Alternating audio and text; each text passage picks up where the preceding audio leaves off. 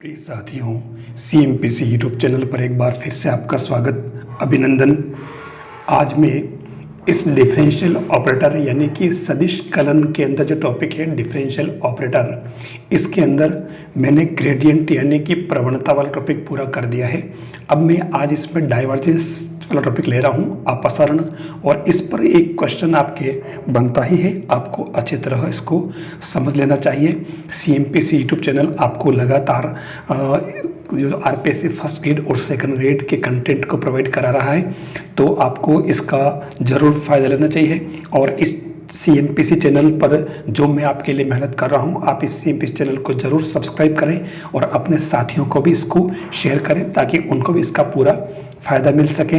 मैंने इस संदर्भ में जितने भी टॉपिक यानी मैंने जितनी भी क्लासें, लगभग ये 108वीं 9वीं या 10वीं क्लास है, तो ये इस अभी तक के 100 या 100 के आसपास जो लेक्चर है सारी की सारी मैंने प्लेलिस्ट डाल रखी है। आप प्लेलिस्ट के अंदर सारे कंटेंट को आप देख सकते हैं। तो लीजिए, मैं डाइवर्जेंस को स्टार्ट करता हूं। देखिए, divergence of a vector point function topic है। Divergence of a vector point function यानी कि सदिश बिंदु फलन f का अपसरण, जिसको हम डाइवर्जेंस से लिखते हैं। तो डाइवर्जेंस वास्तव में होता क्या है? किसी भी सदिश बिंदु फलन का जो डाइवर्जेंस होता है वो एक अदिश बिंदु फलन होता है। ये अपने को ध्यान रखना है। तो मैं डायरेक्ट इसको स्टार्ट करूं बिना किसी उसके। तो आप सबसे पहले देख लें, इसके अंदर डाइवर्जेंस f को, जैसे किसी सदिश बिंदु फलन का, जैसे आपके पास कोई फंक्शन पृष्ठ f(x,y,z) = 0 है, तो इस f का जो डाइवर्जेंस होता है वो आपके इस तरीके से लिखा जाएगा। अब आपको पता है कि f जो होगा वो आपके पृष्ठ गिवन है, और इसकी जो वैल्यू है ये एक ऑपरेटर है, आपको पता है, I del/del x + j del/del y + k del/del z।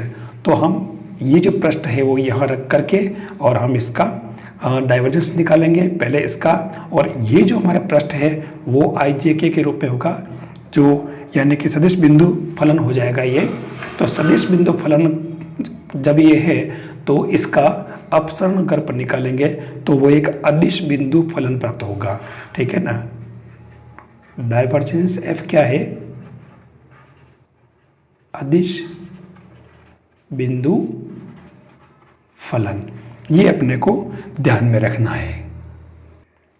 दूसरा टॉपिक आता है डाइवर्जेंस f से रिलेटेड। डाइवर्जेंस f वास्तव में देखिए, डाइवर्जेंस f जो है, अगर हम इसको कोई फंक्शन f अगर ले लें तो वास्तव में ये डाइवर्जेंस f जो है वो किसके इक्वल होगा? σi del(f/del x) बन जाएगा। ठीक है, इसको अपन और भी आगे सोल्व करेंगे तो आपको पता चल जाएगा। अब इसके अंदर एक खास बात, डाइवर्जेंस से जुड़ी डायरेक्ट बात, कि सोलेनोइडल वेक्टर यानी परिनालिकीय सदिश, परिनालिकीय सदिश क्या होता है? जब कभी डाइवर्जेंस f जो है वो अगर 0 हो, ठीक है ना, तो आपके सदिश फलन f जो है वो परिनालिकीय कहलाता है।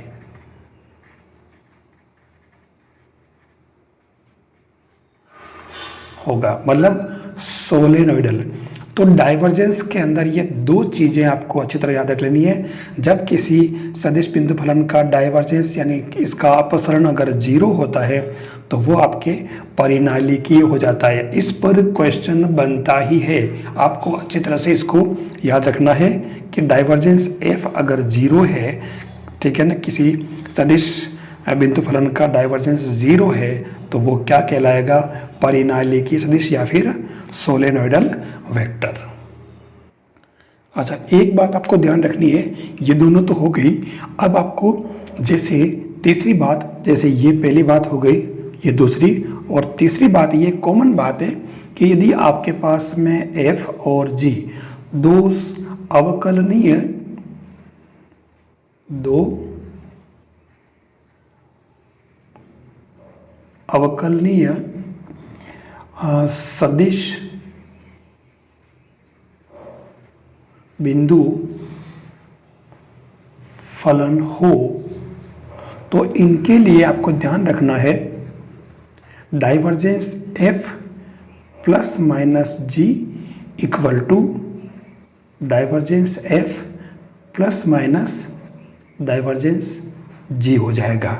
यानी एक तरह से वो अलजेब्रा इसके अंदर लागू होगी। ये अपने को इसमें ध्यान रखना होगा। ये जो मैंने आपको बताया दोनों एफ जी दो अवकलनीय सदिश फलन है, तो divergence F plus minus G equal to divergence F plus minus divergence G हो जाएगा। दूसरी बात कि किसी अचर सदिश है ना, कांस्टेंट वेक्टर ए के लिए हमेशा हमेशा याद रखना है आपको डाइवर्जेंस ए इक्वल टू 0 हो जाए। अगर वो कांस्टेंट वेक्टर है तो उस केस में डाइवर्जेंस ए जो है वो 0 हो जाएगा। ये इसकी डाइवर्जेंस की जनरल प्रॉपर्टी है जो हमें ध्यान में रखनी है। अब देखिए अपन क्वेश्चन की तरफ बढ़ते हैं। डाइवर्जेंस का सीधा सीधा क्वेश्चन बनता है, ध्यान रखना। तो एक बार आपको सोल्व करना आ जाए, बस खाली ये सीख लेना। If f equal to x y square i plus 2x square y z j minus 3y z square k, then find divergence f at point 1 minus 1 1। आपको इस पर ये जो पॉइंट है इस पर डाइवर्जेंस f फाइंड करना है। तो आप देखें डाइवर्जेंस f की हम बात करें, ठीक है, तो इसकी जगह तो हो जाएगा i del upon del x plus j del upon del y plus k del upon del z, और डाइवर्जेंस का मतलब डॉट रहेगा और इसके अंदर आपके क्या बैठेगा x y square i plus 2x square y z j minus 3y z square k. अब आपके आई जे के में है तो डॉट प्रोडक्ट निकालना है, तो आई डॉट आई तो हो गया 1 और डेल अपॉन डेल एक्स यानी कि इसका आपको x के रेस्पेक्ट डिफरेंशिएशन करना है, ठीक है। तो आई डॉट आई तो 1 हो गया ना, x के रेस्पेक्ट करोगे तो ये क्या आ जाएगा ओनली वाई स्क्वायर। फिर जे डॉट जे 1 और इसका आपको y के रेस्पेक्ट करना है, तो 2x स्क्वायर जेड आपके बच जाएगा, तो ये प्लस 2x स्क्वायर जेड, फिर या माइनस तो माइनस और k डॉट के 1 हो जाएगा, और या जेड के रेस्पेक्ट करें तो ये 3 2 जा 6 है ना, 6y जेड ये बन जाएगा। ये आपके क्या आ गया ग्रेड f। अब अपन इसमें एट 1 माइनस 1 1 है ना, इस पॉइंट पर अपन ग्रेड f निकाल लेते हैं, मतलब divergence f, sorry divergence f। तो वो इसमें एक्स वाई जेड की जगह आपको 1 माइनस 1 पुट करना है, तो कुछ नहीं आपके ये क्या जाएगा 1 प्लस 2 प्लस 6 इक्वल टू 9। ये इसके आंसर है। आप देखिए इसमें कोई हमने बड़ा काम नहीं किया है, बिल्कुल सिंपल सा काम है। तो आपको इतना सा काम करके और ये आंसर लाना, और ये क्वेश्चन आपके पूछा गया है, तो आप इसको तरीका सीख लें ताकि आपके ग्रेड यानी ग्रेडियंट और डाइवर्जेंस में कोई कंफ्यूजन नहीं रहना चाहिए। ग्रेडियंट अलग चीज है, डाइवर्जेंस अलग चीज है। नेक्स्ट क्वेश्चन है f equal to x y sine z i plus y square sine x j plus z square sine x y k, then find divergence f at 0 pi by 2 pi by 2। सीधी सी बात है, same काम पूछा है, तो हम इसके अंदर डाइवर्जेंस f की बात करें तो ये क्या हो जाएगा i del upon del x j del upon del y k del upon del z, और डॉट ये क्या बन जाएगा x y sine z i plus y square sine x j plus z square sine x y k. तो dot product निकालना है, तो सीधी सीधी बात आई डॉट आई 1, और अब आपके इसका x के रेस्पेक्ट क्या करना डिफरेंशिएशन। तो देखो x तो y और साइन जेड कांस्टेंट रहेंगे, तो ये x का 1 और y साइन जेड आ जाएगा। फिर यहाँ y के रेस्पेक्ट करना इसका, तो ये साइन x कांस्टेंट रहेगा, j डॉट जे तो 1 हो गया, और साइन x ऐसे ही रहेगा y स्क्वायर का 2y, तो ये प्लस 2y साइन x हो जाएगा। फिर यहाँ पर प्लस का प्लस ही के डॉट के 1 और जेड के रेस्पेक्ट करेंगे इसका, ठीक है। तो ये हो जाएगा 2z साइन एक्स वाई। ये आपके डाइवर्जेंस एफ आ गया है। अब हम निकाल लेते हैं एट पॉइंट दे रखा है 0 π/2 π/2। तो ये आपके डाइवर्जेंस एफ क्या बन जाएगा, आप y की जगह π/2 पुट करें, ये π/2 और साइन जेड यहाँ पर भी आप π/2 करें प्लस 2y, तो ये 2 × y यानी कि π/2, ठीक है। और साइन x, तो ये साइन x आपके 0 प्लस 2 और जेड की जगह π/2 और साइन x की जगह तो 0 × π/2। तो आप देखें डाइवर्जेंस f इक्वल टू π/2 और साइन π/2 की वैल्यू 1, साइन 0 की वैल्यू 0, तो ये पूरा आपके ख़त्म। यहाँ पे साइन 0 की वैल्यू 0, तो ये पूरा आपके ख़त्म, तो ये प्लस 0। तो आपके फाइनली डाइवर्जेंस f इसमें क्या आ गया, π/2। डायरेक्ट ये क्वेश्चन पूछे जाते हैं, आपको अच्छी तरह से इनको समझ लेना चाहिए। मैंने इससे पहले वाले सारे के सारे जो लेक्चर है, इससे पहले मैं सदिश कलन के 2 लेक्चर आपको सेंड कर चुका हूं, वो प्लेलिस्ट के अंदर मिल जाएंगे, आप उसमें देखते रहना। अभी तक की सारी चीज़ें मैंने उसमें प्लेलिस्ट के अंदर डाल रखी है, आपको हर लेक्चर मिल जाएगा। और ये कंटेंट आरपीएससी के लिए बहुत बहुत इम्पोर्टेंट है।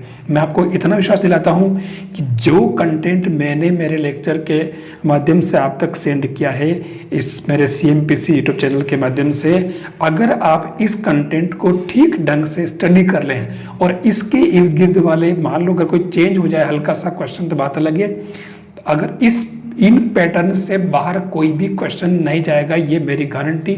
आप मेरे से मिलेंगे, अगर आप सही ढंग से करके जाएंगे तो आपका सिलेक्शन श्योर है, इसके अंदर मुझे इतना विश्वास है। तो लीजिए हम दूसरा क्वेश्चन लेते हैं। देखिए नेक्स्ट जो क्वेश्चन है, if f equal to ax plus 3y plus 4z i plus x minus 2y plus 3z j plus 3x plus 2y minus z के परिनालिकीय सदिश सोलेनोइडल वेक्टर हो तो आपको a की वैल्यू फाइंड करनी है। अब मैंने आपको बता दिया, पहले बता दिया कि परिनालिकीय वेक्टर क्या होता है। तो ये देख लीजिए, सोलेनोइडल वेक्टर परिनालिकीय होने के लिए क्या कंडीशन है, डाइवर्जेंस f इक्वल टू 0 होना चाहिए, तो वो सदिश जो है आपके परिनालिकीय होगा। तो हम ये कंडीशन इसके अंदर लगा लेते हैं। तो आपको बता दूं कि फॉर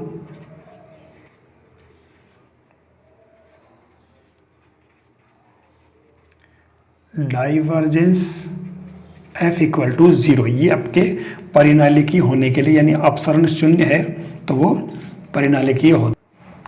तो अब हम इसके अंदर लगा लेते हैं डाइवर्जेंस f इक्वल टू 0, मतलब आपको डाइवर्जेंस तो क्या हो जाएगा, i del upon del x plus j del upon del y plus k del upon del z और डॉट, मैं ये पूरा लंबा इसलिए लिख नहीं रहा हूँ, मैं खाली f लिख देता हूँ और इसको मैं 0 कर लेता हूँ। तो अब आप देखना i डॉट i 1 और डेल अपॉन डेल x, इसका आपको x के रेस्पेक्ट करना है, तो ये दोनों 0 हो जाएंगे। तो यहाँ तो खाली क्या बचा आपके a, ठीक है, फिर प्लस अब इसका आपको, क्योंकि j डॉट j1 और इसका आपको किसके y के रेस्पेक्ट करना, तो ये माइनस का 2 बचेगा, y का 1 हो जाएगा, ठीक है, x और z दोनों खत्म हो जाएंगे।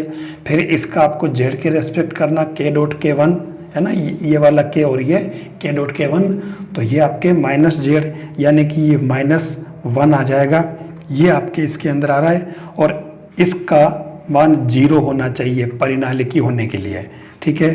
तो आप देख लो कि ये a माइनस 3 इक्वल टू 0, तो ये आपके a इक्वल टू 3, यानी कि a की वैल्यू अगर 3 होगी इसके अंदर, तो आपके ये जो f है वो सदिश फलन, ये आपके परिनालिकीय सदिश हो जाएगा।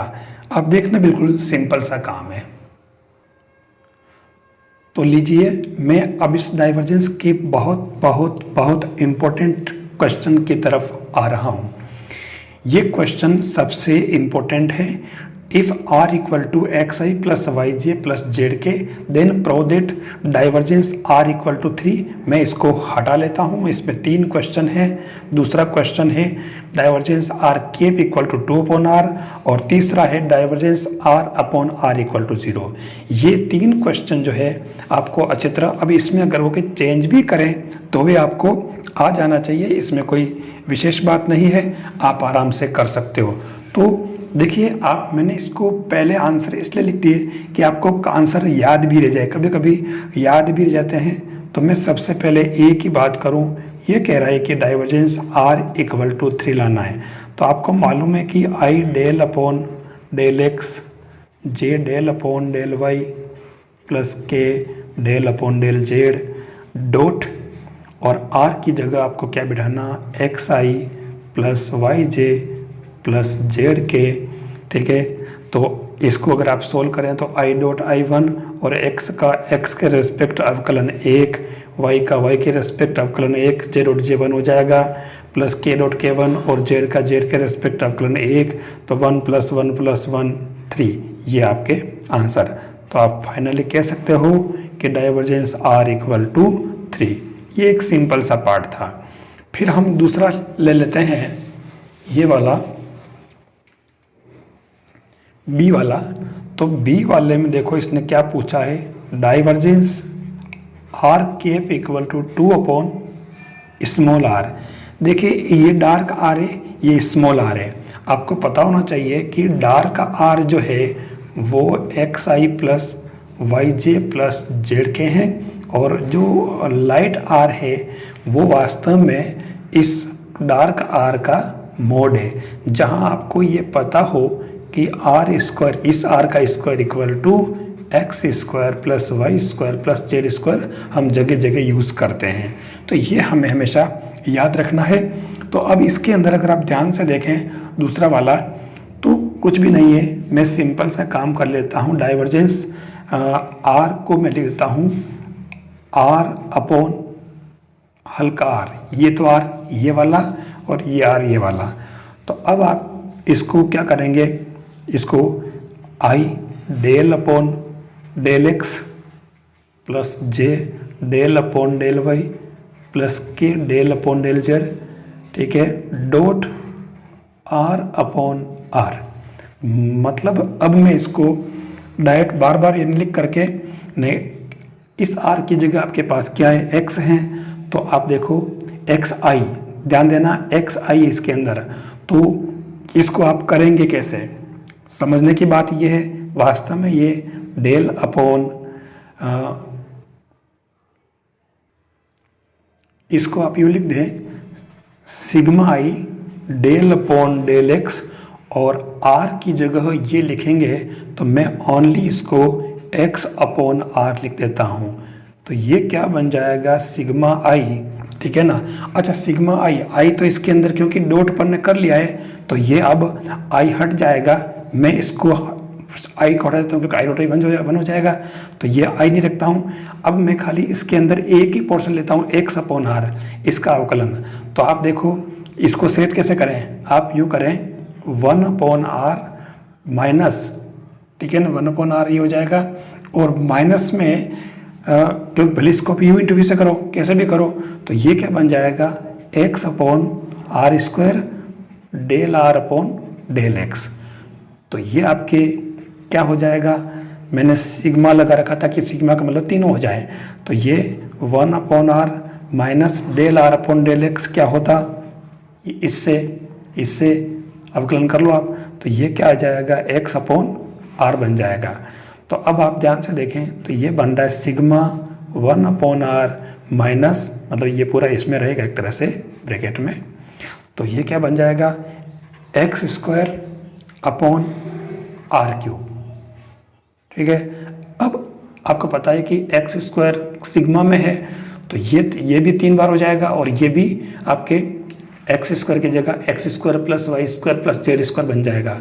तो फाइनली ये क्या बना, 3 अपॉन आर, है ना। ये 1 अपॉन आर 3 बार होगा ना एक्स वाई जेड का, और माइनस एक्स स्क्वायर की जगह अपन तीनों का सम लिखेंगे तो वो हो जाएगा आपके आर स्क्वायर, और नीचे आपके क्या है आर क्यूब। तो उस केस में आपके ये बन जाएगा 3/r और -1/r। तो ये फाइनल आंसर क्या आ गया आपके 2/r। ये इसने पूछा था। ये इसका तरीका है, आप कर सकते हैं, सेम पैटर्न है बिल्कुल सबका। तो इसको आप इसी मेथड से यूज़ करें और सोल्व हो जाएगा। देखिए तीसरा वाला जो पोर्शन है इसमें भी वही सेम पैटर्न है, आर की वैल्यू वो सेम है। ये कह रहा है डाइवर्जेंस r/r इक्वल टू 0 लाना हमें, ठीक है। तो कुछ नहीं, आप इसमें ऐसा करें कि इसको तो लिख दें आप i del/del x, j del/del y, k del/del z, और डॉट r की जगह आप लिख दें, क्या लिखेंगे r की जगह आप xi yj zk, है ना। देखिए इसके अंदर ये इस क्वेश्चन में थोड़ी सी मैंने लिखने में मिस्टेक कर दी है। यहाँ पर इसके अंदर क्यूब है, ध्यान रखना, ठीक है ना। और क्यूब है तो उस केस में बाकी तो ये 0 आता ही नहीं, अभी चक्कर पड़ जाता। तो ये क्या हो जाएगा, r की जगह मैं लिख दूँ xi plus yj plus zk, और अपॉन नीचे क्या बैठेगा r क्यूब। यानी आपकी क्या बन गया ये del/del x, x/r cube plus del/del y, y/r cube plus del/del z, z/r cube. इन तीनों यानी कि u/v से अपने को इसको करना पड़ेगा। तो सीधा सा काम हम अगर एक को कर लेते हैं, जैसे मान लो इसको छोड़ लें हम सिग्मा डाल के, वैसे इसमें सिग्मा परिपाटी नहीं है पर अपन कर सकते हैं अपने समझने के लिए। तो ये x/r क्यूब क्या बनेगा, आप इसको u/v से कर लें, तो u/v से करेंगे अगर इसके अंदर, तो ये आपके क्या बनेगा 1/r क्यूब, और x का मतलब इसको 1/ इसको ऐसे रखा और x का अवकलन किया तो 1, फिर प्लस, देखो मैंने माइनस लगा दिया क्योंकि x एज इट इज रहेगा, और 1/r क्यूब का अवकलन करेंगे तो वो क्या हो जाएगा माइनस, क्योंकि ऊपर आएगा तो माइनस, तो ये आ गया 3/r स्क्वायर, ये बन जाएगा और नीचे चला जाएगा, ठीक है। आइस करके r4 हो जाएगा, क्योंकि जो अपन r⁻³ करेंगे और इसका अवकलन करेंगे d/dr, तो उस केस में ये -3r⁻⁻4 हो जाएगा, इसलिए मैंने ये लिख दिया। और साथ में del x/del r भी हो जाएगा, सॉरी del r/del x भी हो जाएगा, है ना, r का करेक्ट है ना, इसलिए del r/del x। मैं सभी नहीं ले रहा हूँ, तो ध्यान से अगर देखें तो ये क्या बन गया 1/r क्यूब माइनस और 3x/r4, और del r/del x आपके क्या बन जाएगा, ये जो है x/r। तो फाइनली ये आपके x² बन गया एक तरह से। तो मैं इसको भी 3 बार लिख दूं, तो ये 3 बार हो जाएगा 3/r⁻³ माइनस, और यहाँ जो ये r⁻5 बन रहा है, ठीक है ना, एक तरह से ये 3/r⁻5, और अंदर x² plus y² plus z², तो ये 3/r³ माइनस 3/r⁵, और ये क्या हो जाएगा r², ठीक है, ये कैंसिल। तो आप देखें कि ये आपके 0 आ जाएगा इसके अंदर, सेम पैटर्न वही तरीका, ठीक है ना। इसकी वैल्यू पुट कर दिया r², तो ये r² से 1 चला गया तो ये 0 आ गया। ये इसका तरीका है, बिल्कुल सिंपल। तो ये क्वेश्चन काफ़ी इंपॉर्टेंट है, आपको अच्छे तरीके से इनको समझ लेना चाहिए और सभी को सोल्व करना चाहिए।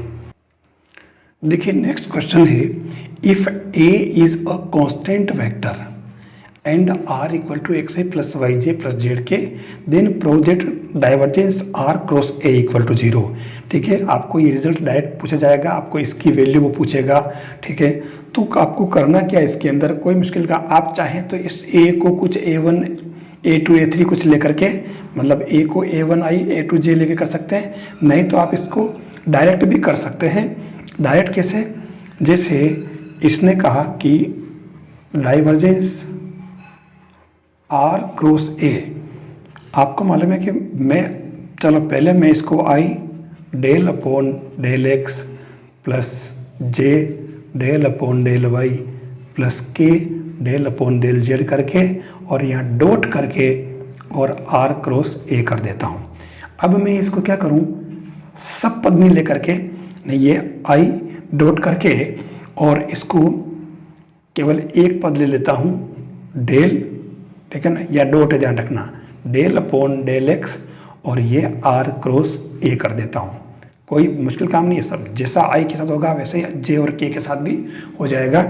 तो मैंने ये कर दिया। अब आप क्या करें, इसका जो आप अवकलन करेंगे, आपको पता है एक्स के रेस्पेक्ट, तो वो क्या बनेगा, पहले मैं यही कर लेता हूँ सिग्मा आई डॉट, ठीक है। और आप देखना पहले आर को ऐसे रखें, ठीक है, और फिर ए का कर लें, या ए को ऐसे पहले आर आ रहा था पहले आर कर लें, del r upon del x cross a plus अब की बार आर ऐसे रहेगा और del a upon del x. अब यहाँ समझने के लिए del a upon del x जो है वो क्या हो जाएगा, del a upon del x बराबर 0, क्योंकि ए क्या था, ए कांस्टेंट वेक्टर, तो ये तो आपके 0 हो गया। तो अब आपके पास क्या बचा, सिग्मा आई डॉट और del r upon del x क्या होगा, del r upon del x, इससे निकालो आप del r upon del x, है ना, del r upon del x equal to क्या आ गया आई। तो यहाँ आपके इसकी जगह तो कौन बैठ जाएगा, आई क्रॉस ए, ये हो गया।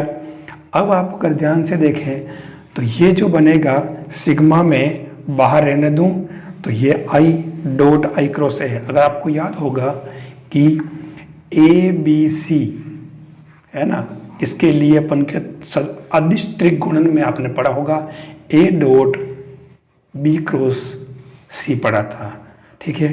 तो यहाँ पर भी आई डॉट, तो ये सिग्मा में बाहर रहने दूं न आई ए बन जाएगा।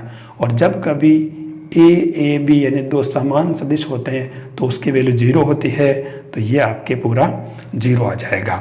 ये इसका तरीका बिल्कुल सिंपल काम है, सारी चीज़ें हम जानते हैं पहले से, वही मैंने यूज़ किया है। तो आप आराम से इसका आंसर भी निकाल सकते हो, ये आपको आ जाना चाहिए।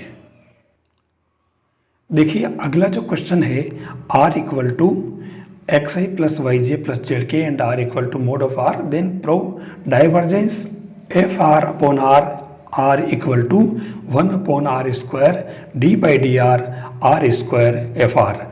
मैं वैसे तो देखिए अगर आप ध्यान से देखें तो यहाँ 3 पद है, मतलब इसमें एक तरह से u इंटू वी भी लगेगा और u अपॉन वी भी लगेगा, ठीक है, प्रोसेस वही सेम रहेगा। तो हम इसको, क्योंकि फाइनली इसमें मैं ज़्यादा पूरा नहीं कर रहा हूँ, मैं ये कहना चाह रहा हूँ कि आप इस रिज़ल्ट को आप स्टैंडर्ड रिज़ल्ट मान करके और इसको आप याद रखें। बेटर यही होगा कि इसको आप याद रखें, क्योंकि इसको u इंटू वी से लंबी बार अवकलन करोगे ज़्यादा लंबा तो टाइम बहुत चला जाएगा, लेकिन फिर भी ये क्वेश्चन पूछा जा सकता है, इसलिए मैंने इसको रखा है सामने। तो आप इसको लर्न करके रखें डायरेक्ट इस रिज़ल्ट को। इसके बाद में डाइवर्जेंस की ये जो टॉपिक मैंने बताए आप आराम से कर सकते हो, बस इससे बाहर डाइवर्जेंस नहीं जाएगा, बदलेगा तो वो ओनली इन्हीं जगह पर वो चेंज करेगा कुछ, ठीक है। लेकिन आपको बता दूं कि इसमें बड़े क्वेश्चन नहीं आते हैं, आपके टाइम वेस्ट करने वाले क्वेश्चन नहीं आते हैं। अगर हमारे को तरीका नहीं पता होगा तो हम लंबा लंबा का चल सकते हैं, लेकिन सवाल बिल्कुल सिंपल ही आएंगे। तो मैं अब आपको प्रैक्टिस के लिए आपको बता देता हूँ कि ये जो सेकंड सी है इसमें कहा कि फाइंड डाइवर्जेंस एफ, है ना, 1 से 4 तक में, तो ये एफ दे रखा आई जे के में सदिश बिंदु फलन, दूसरे में सदिश बिंदु फलन दे रखा, यानी 1 से 4 तक आपको आई जे के में सदिश बिंदु फलन दे रखे हैं। तो आप आराम से इनका डाइवर्जेंस एफ निकाल सकते हो।